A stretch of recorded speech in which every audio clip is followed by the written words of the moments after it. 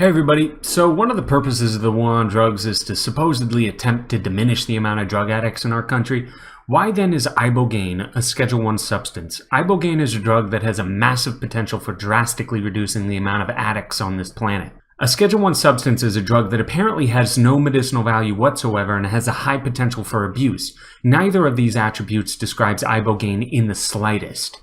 If you watch any one of the hundreds of interviews on YouTube with former junkies who have tried Ibogaine, they will say the experience might have some positive aspects to it, but generally it's considered to be an unenjoyable experience. Most people who have used it generally say they never want to do it again. To me, that does not sound like a substance that has a high potential for abuse.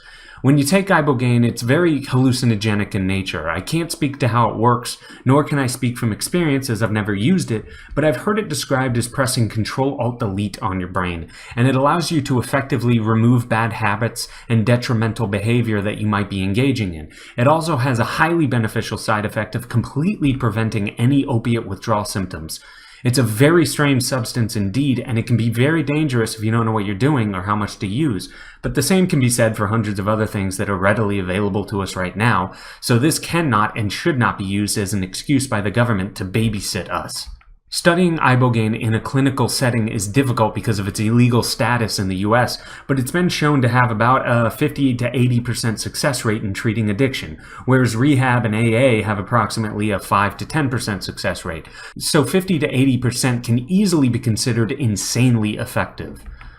Now, the state claims it's looking after our best interest and seeks only to help those who are addicted to drugs, but how is it sensible to lock people in a cage or to prevent people from trying this effective medication or to force them into a rehab facility that can only boast around a 10% success rate on a good day, rather than allowing them the freedom to try Ibogaine, which, as I said, has a whopping 50 to 80% success rate in getting people unhooked from drugs?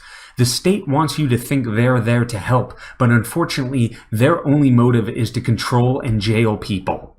Think about this. If there was a button you could push, and once pushed, all drugs would immediately vanish from the planet, the last people on Earth who would push that button would be anyone from the DEA or law enforcement. Their lifeblood comes from the fact that there are addicts. They can't exist without these sick people. Their budget can't be justified without junkies to lock up. A plant that would diminish the addiction rates by 50 to 80% would be a disaster for the DEA. I highly suggest you look up Ibogaine, read and watch all you can on the subject while keeping in mind that the government considers this a Schedule 1 substance with no medicinal use and would only serve to create more dependent drug users. It really puts into perspective on how uneducated, hysterical, and downright immoral the people who create our drug laws in this country are. Thanks. Until next time.